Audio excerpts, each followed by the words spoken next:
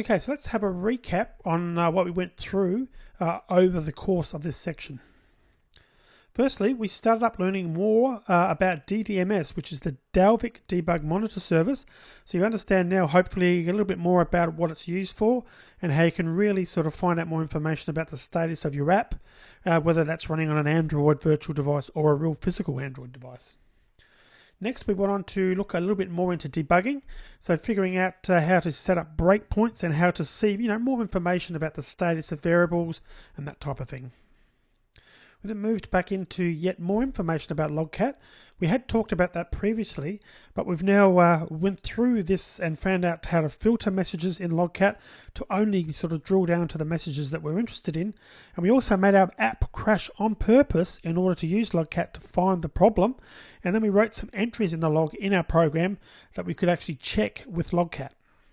And finally, we went through and used toast messages. Now, of course, toast messages are those messages that do appear briefly at specific times in an application's lifetime. And what we did was we've used those toast messages firstly to come up with a message when the app was started, but we also got it to automatically come up any time the settings button was tapped. So we're sort of leaving this section now with I think a far better understanding of debugging and how to sort of find errors and potential problems with our code. Coming up, our second application. We've spent a heck of a long time on my first app, and I'm sure you're probably sick to death of looking at it, so it's time to move on. Next up, we're going to create a brand new application, and we're going to actually look at how to start doing something useful in our code. So stay tuned for that, and I'll see you in the next section.